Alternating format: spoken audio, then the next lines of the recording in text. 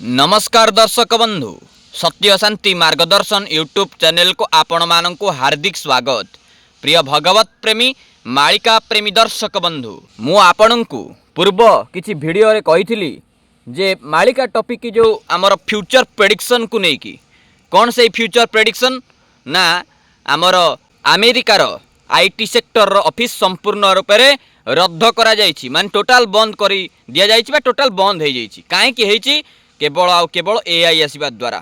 प्रिय दर्शक बंधु मु आपणको कही जे मालिका वर्णित बा मालिका चिन्हट अनुसार 2026 मसीह निश्चिंत रूप से समस्त कर्मक्षेत्र में बाधा निश्चिंत रूप से देखा एवं आगक एमती अनेक किछि कथा जहाँकि सत्यता आकार रे हेछि एवं आगक होउछि बा आगक हब।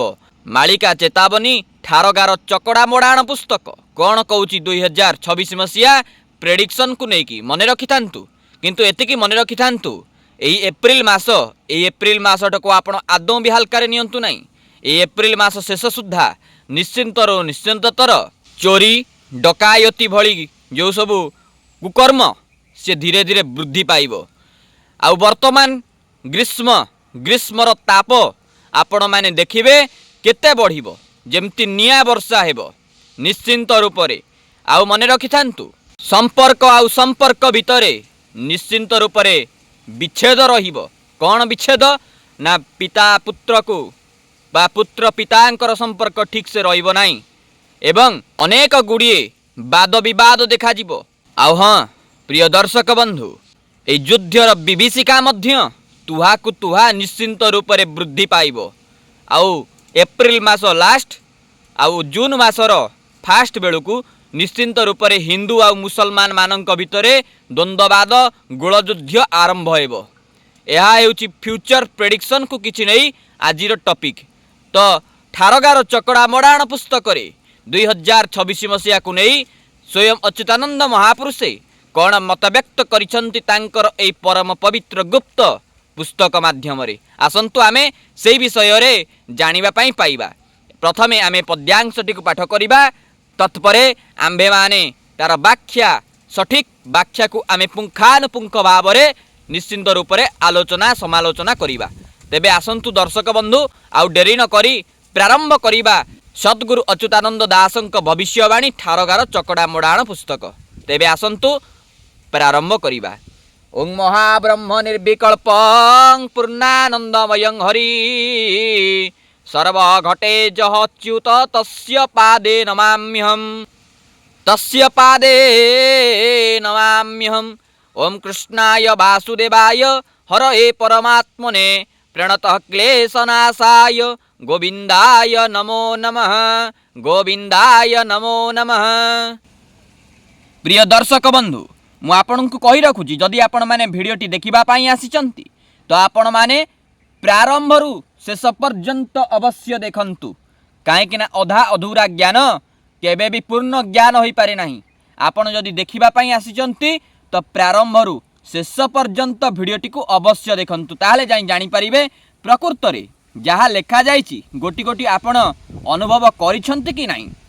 लेखा जाइछि श्लोक लेखा जाइछि आउ ऊपर लेखा जाइछि जे 6-7 मिसेइन 13 जोग कर।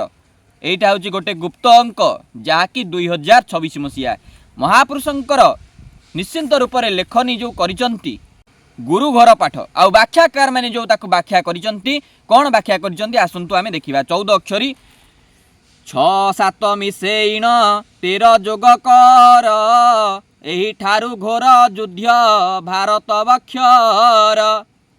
6-7 मिसेइन 13 जोग कर 6-7 होची 13 एवं 13 जोग कर से 13 को जदि आमे 13 सहित संयुक्त करिबा तेबे 26। एई 2026 मसीहारू घोर युद्ध भारत बक्षरे कोठी ना कोठी आरंभ होई जिवो। तापरे कहउचंती मीन शनि मेल होई थिबो जेते बेले से बेले समर हेब भारत मंडले। ए भारत मंडले निश्चिंत रूप से निश्चिंतर युद्धर विभीषिका आरंभ होई जिवो। खाली कौन एई मिसाइल युद्ध आपण माने जदि एमितिका भाबुथिबे तो आपण भूल रे भावुचंती।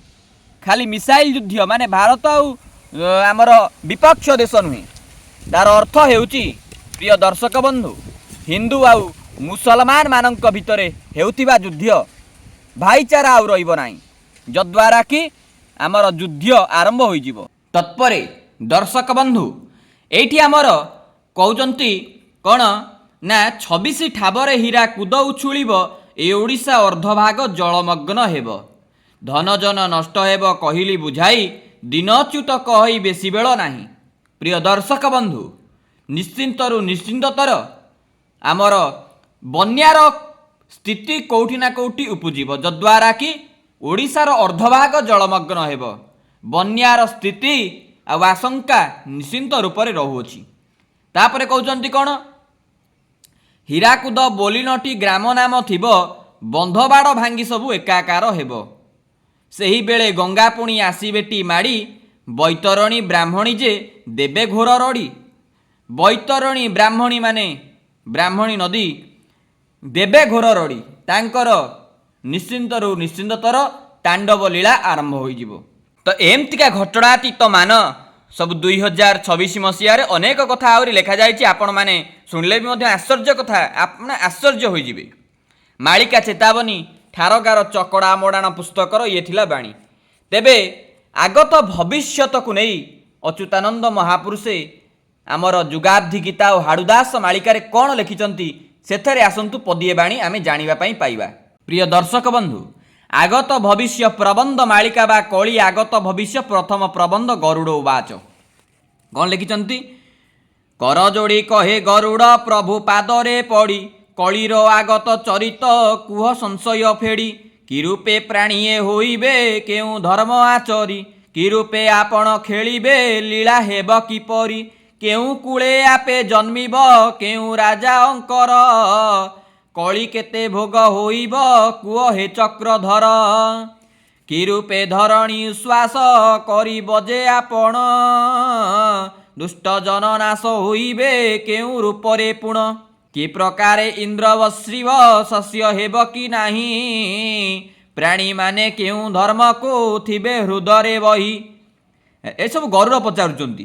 तापरे कौन कहउचंती राजा माने प्रजा पालिबे केउ गुण को बही, गुरु शिष्यंकर एकत्र भाव थिब कि नाही, सासु ससुरंकु बहुए मान्य किपरि देबे, देवतांकु विप्रे कि मंत्र माण ही कराइबे, गाई माने दुग्ध किपरि देबे कली जुगरे, पिता बोली पुत्र पालिबे मान्य धरी हृदय, केउ वर्ष केउ मासरे आपे जन्म होइब, आहु कली जुग तही कि केते दिन रहिब, ए कथा संक्षेपी कहिबा हेउ पद्मलोचन, संशय छे दीन कहिब पद्म पादे शरण। श्रीकृष्ण उवाच तापरे स्वयं महाप्रभु श्रीकृष्ण कहउचंती कौन एमंत बोलिण गरुड़ गड़ घाली शोइले, उठ उठ बोली श्रीहरि आपणे आज्ञा देले, तू जेणु मोहर भकत तोते कहिबा सत, तोते फेड़ी कहिबा शुण आहे बिनता सुत। कौन कहउचंती शुणंतु एठी कली 4,32,000 शस्त्र होइब भोग, पाप जोगे क्षय होइब अल्प पड़िब भोग। पाप कारणरू 4,32,000 वर्ष जो अच्छी सेटा क्षय होइजिब। तापर कौन हेब 5,000 जे 50 भोग हेब निकर, एथु किछि उणा होइब शुण गरुड़ वीर, नीलाचल आम्भे छाड़िबु नर देह धरिण, जाजपुर ठारे बढ़िबु विष्णु शर्मा घरेण, माता नाम पद्मावती जे हरि करिबे ख्यात, जन्मे जन्मे गर्भधारी से संची अच्छी विधात। एटी कहते बीरजांक पूर्व भागरे पल्ब पोखरी नाम, से ग्रामे आम्भे रहिबु 12 बरस पुण। यही जो कथाटी लिखा जाइछि नीलाचल आम्भे छाड़िबु नर देह धरिण, जाजपुरे बढ़िबु विष्णु शर्मांक घरेण। विष्णु शर्मा किए थिबे तांको घरे स्वयं महाप्रभु अवतरित हेबे। माता नाम पद्मावती जे हरि करिबे ख्यात, जन्मे जन्मे गर्भधारी से संची अच्छी विधात। बीरजांक पूर्व भागरे पल्ब पोखरी नाम, बीरजा मातांकर जो क्षेत्र तार पूर्व भागरे गोटे पल्ब पोखरी कोटी अच्छी, सेही ग्रामे आम्भे रहिबु तार 12 बरस पुण। 12 वर्ष पर्यंत प्रभु गोपनीय आकार रे ସେଇଠି ରହିବେ। ତ୍ରୟୋଦଶ ବର୍ଷ ପ୍ରାପତେ 13 ଟୋପିଆ ମିଳି ଅନନ୍ତ ଅଚ୍ୟୁତ ଶିଶୁ ଯେ ଜଗନ୍ନାଥ ହୋ ବଳି। ଏହି ଘଟଣାତୀତମାନ କଳିର ଶେଷରେ ସବୁ ଦେଖାଯିବ। ଏମାନଙ୍କୁ ଘେନି ସେଠାରେ ମେଳି ହେବ ନିକର, ସେମାନେ ମୋତେ ଯେ କହିବେ ନିଜ ଦାସ ମୋହର।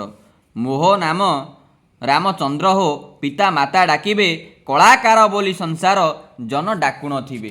କଳାକାର ସେ ନିଶ୍ଚିନ୍ତ ରୂପରେ ଜଣେ ବିଖ୍ୟାତ କଳାକାର ହୋଇଥିବେ, ଆଉ ଲୋକ ତାଙ୍କୁ ସେଇଥିପାଇଁ ବେଶୀ ଜାଣିଥିବେ। ମାନେ ପ୍ରଭୁଙ୍କର ପ୍ରକୃତ ସ୍ୱରୂପ ଗୋଟେ କଳାକାର ଆକାରରେ ହେବ।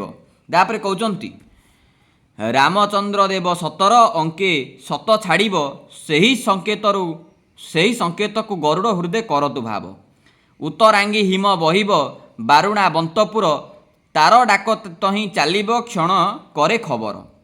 ରେଳଗାଡ଼ି ଚାଲିଥିବ ହୋ ଦିବା ରଜନୀ ନାହିଁ, ତେବେ ତୁ ଜାଣିବୁ ଗରୁଡ଼ ଆମ୍ଭେ ଜନ୍ମିଲୁ ମହି।